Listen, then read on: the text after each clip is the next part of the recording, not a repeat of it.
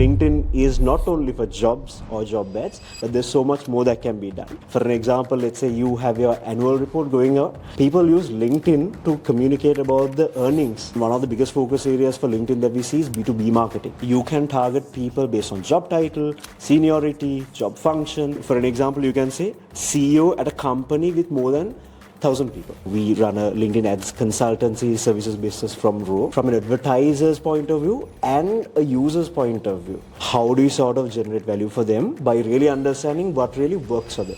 Welcome back to another episode of Tech Talk 360. Today we are at a very interesting episode quite. We are with Nelaka Jayasekara, the head of client partnerships at Row edX. Hi Nelaka. Hello, thank you for having me. Thank you. So, something special about Nelaka is that it's also specialized in LinkedIn ads to the Row. And let's just jump in. Who is Nelaka Jayasekara?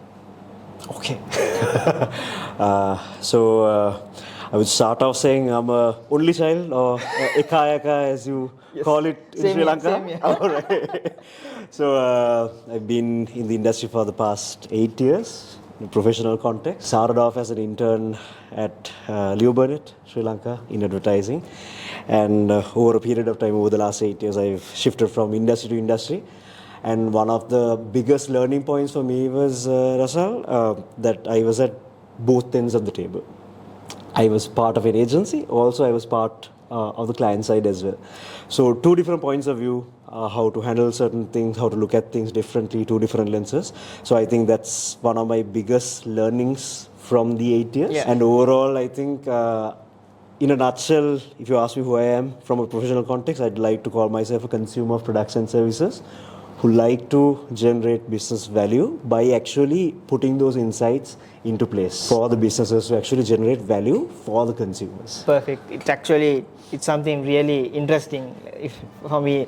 So, Nelaka, if I just ask you this, how did the journey begin? From where did everything started? From zero to where you are now, and how it's been amazing. I was just following you through LinkedIn. Where did it actually start? So, like I said earlier, we started at Leo Burnett as an intern. From there, moved on to several other companies. And also another thing that I actually forgot to mention earlier was as part of startups and corporates as well. So in terms of structures, decision making, how people think, what kind of work we do, the kind of room that we have to think, test and all of that has kind of really changed from place to place and industry to industry. So overall, I think one of the biggest things in my career, like I said, is the fact that I always focused on consumers. So I always considered myself as a consumer. How would I look at something and how do I sort of put into practice when it comes to the work that I do? So even in my current role, what I try to do is, so when it comes to LinkedIn ads, so we run a LinkedIn ads consultancy services business from Row. What we try to do is, from an advertiser's point of view and a user's point of view, how do you sort of generate value for them by really understanding what really works for them? Right, so that's something that I try to do from the start itself, from zero to where I am right now. But also, I have to say, it's still a journey, still a long road to go. But whatever I've done so far in a nutshell, I think it's consumer centricity. That's really helped me to really understand and really iterate the things that we do to really make it work. Definitely. So Nelaka, this question, LinkedIn ads. So how important is this LinkedIn ads? I'm pretty sure some businesses don't even focus on this much. But how important is this aspect of LinkedIn ads, and what's the value that it brings to a brand? Okay, so I'll just zoom out a little bit and tell you about Row and what we do from Row and then come to LinkedIn. So Row is actually, we're celebrating our 10th anniversary this year. So we've kind of pivoted from different kind of verticals and different business models. So for LinkedIn, our model is very simple. We go as a consulting media agency that not only works with brands, but we also work with other agencies, right? So the whole point that we want to kind of cover is, we have 3 pillars, training, consultancy and support. By doing all of that, so what we try to do is, one of the biggest things that we've noticed in the market is, when you say LinkedIn ads, people always think of job ads. That's the immediate thing that comes to mind. And normally when I do a session or we do a workshop, when we talk to the audience, something that normally pops up first is, what's the first thing that comes to your mind? It's jobs. Yeah, right? because So, the LinkedIn platform is exactly, because I'm not too sure whether you knew, it's actually 21 years old now, right? And it's one of the oldest platforms that's out there right now. But I think quite a lot of people have known LinkedIn as a jobs portal or a place where you find jobs or find candidates. It's where, like a marketplace where you meet like buyers and sellers, like potential recruits and the recruiters. But I think over the last 21 years, it has really evolved. It's not only a place where people go to find jobs now. For an example, let's say you're an exporter. When you go for an export exhibition, just like you exchange a business card, one of the things that you might want to do is you want to connect with the other person on LinkedIn. Because again, coming back to the whole consumer centricity point of view, something that we've kind of seen is that people like to remember people with faces. And sometimes they find it hard to remember names. So one of the reasons why people might be actually connecting with people on LinkedIn at a point like that, at an exhibition with a foreigner probably, is the fact that they remember faces more than they remember names. So based on those little things that we've observed, right? Certain things are directly from LinkedIn, certain things are things that we've observed, right, based on market conditions. What we try to do is, number one, to change the perception that LinkedIn is not only for jobs or job ads, but there's so much more that can be done. And right now from Row, we work with more than 100 clients across lots of verticals, from banking, financial services, exporters, apparel industry, software companies, and some of them use it for lead generation, some of them use it for corporate relations. For an example, let's say you have your annual report going out. People use LinkedIn to communicate about the earnings and the results through LinkedIn now. But the whole path that we focus on is not only just spending, but how do you actually generate value for that spending? Let's say you spend $1. For that $1, how do you get the best return? So in terms of consultancy, training, support that we offer, what we essentially do is, for the amount of money that you spend, how do you use LinkedIn, the free and the paid tools, to make the best use of it? But it's predominantly on advertising, like I mentioned, because there are so many different factors like Sales Navigator, premium subscriptions, learning solutions. What we focus on is essentially LinkedIn ads, LinkedIn marketing solutions. Amazing. So if I just ask, from throughout the journey, you might have faced a lot of challenges. So if there is some message that you can give on what are the challenges, some of the challenges that you have faced and how you overcame them actually, like what are the wins from those, and is there a turning point, if I just asked about that? So like I mentioned, I think I've been on either side of the table, right? Advertising as an agency and as a client, and startups and corporates as well. So especially having been a part of a startup, where I was the second employee of the company, we had zero budgets for marketing. So that is a common question that we always get, right? We don't have money to spend. How do you sort of go about it? There's nothing we can do. And sometimes that's a starting point for quite a lot of people, right? But in this day and age, with the tech that we have, I think in the simplest form itself, there's so much that can be done. But it's all about creative problem solving. So for an example, let's say even with zero marketing budget, there have been enough and more things that we've been able to do. So for an example, I'll just take one example from a tech point of view. So I was part of this organization where we had a product called myfees.lk.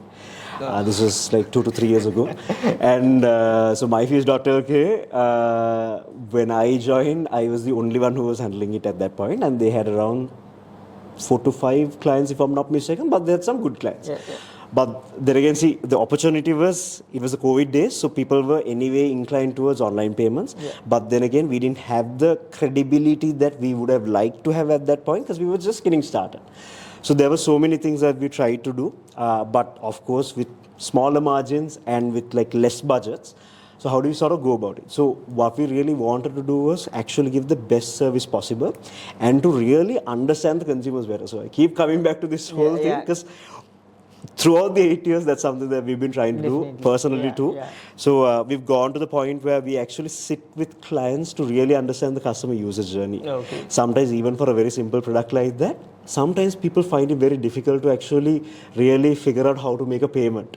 right? So when it comes to marketing, sometimes it's not just about plastering like a really nice image and really getting your message out there to sound very fancy, but it all starts with understanding the pain points, Yeah, right? definitely. And to really make your communications contextual, right? So what we realized was, okay, with very less budgets, we have very less money to spend at this point, being a startup. But with that context, how do you sort of really understand very specific key pain points and how do you address them and really build the market from there? So number one thing that we did was, with no money, we spent so much time listening to the customers. We sat with them, we actually observed how they would actually go about doing it, how do they discover, what are the kind of questions that they have.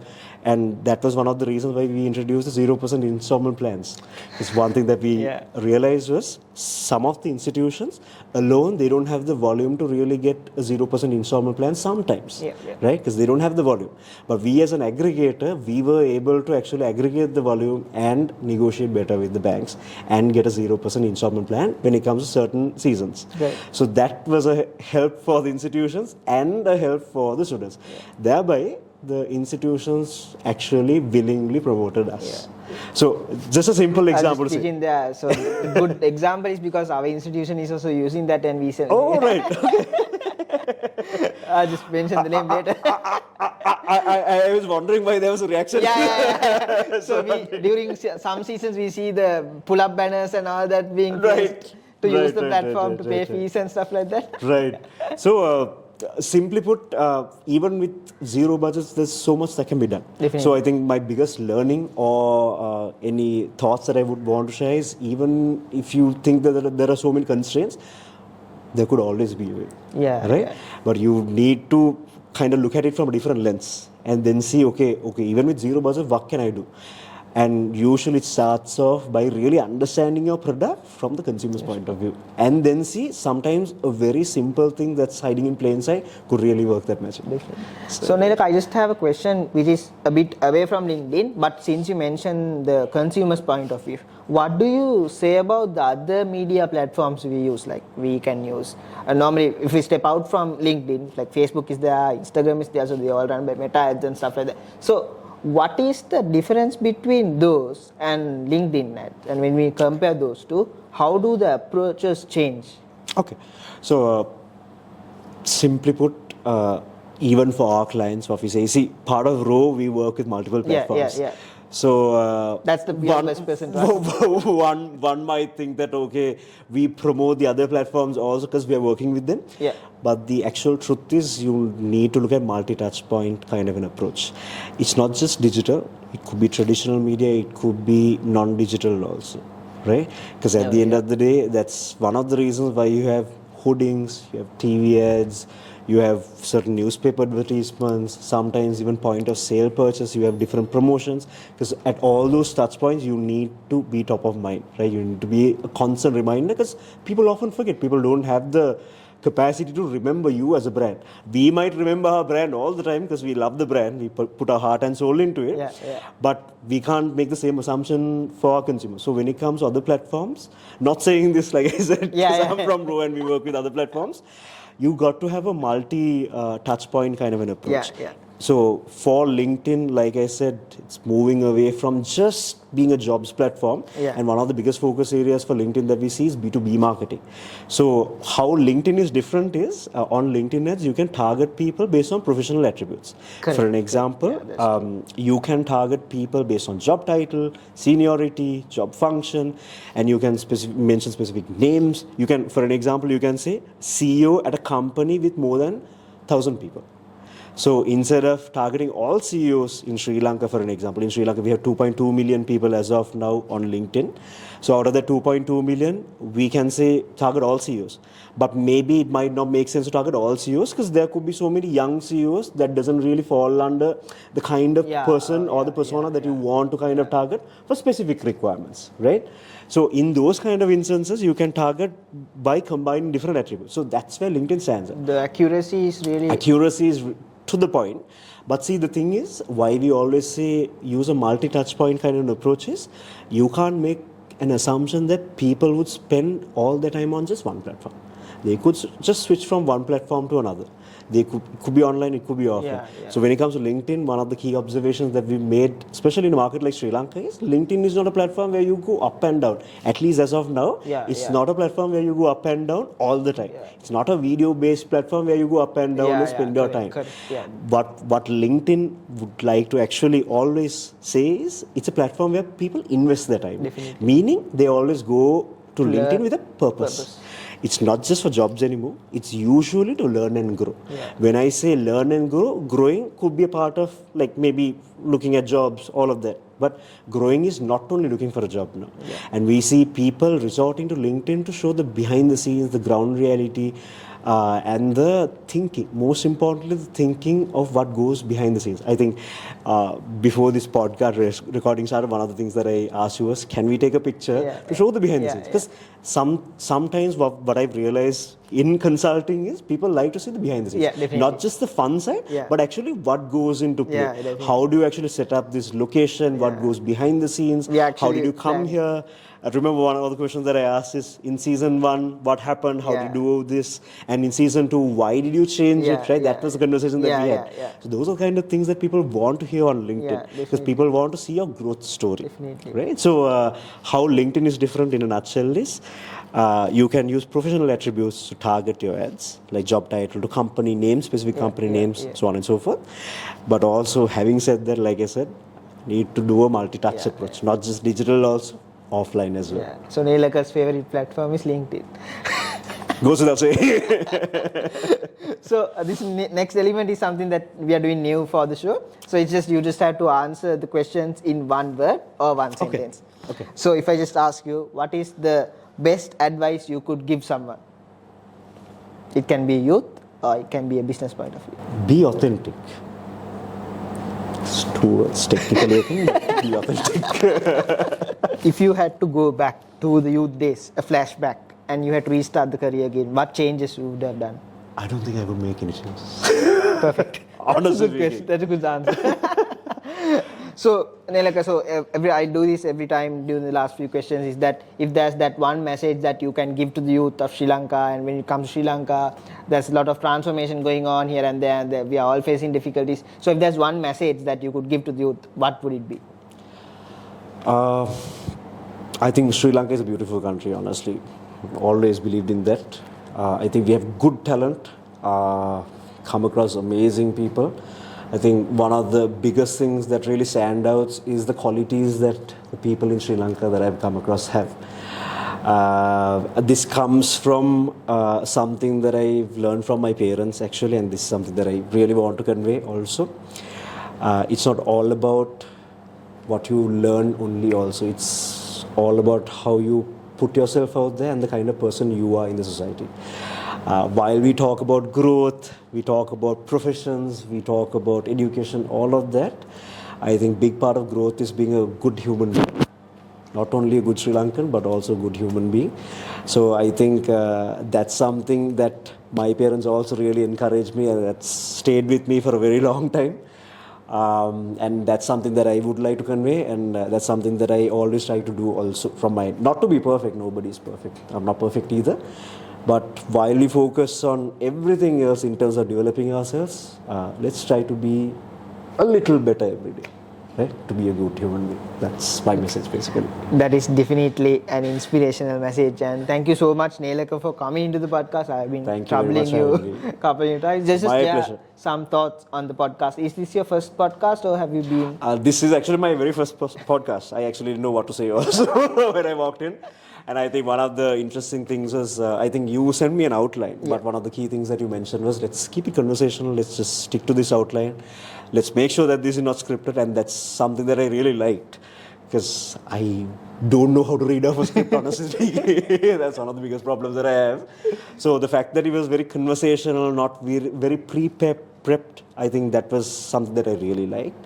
And the fact that I've seen quite a lot of familiar faces before on the podcast that you have, I think that was also like a big impression that I had.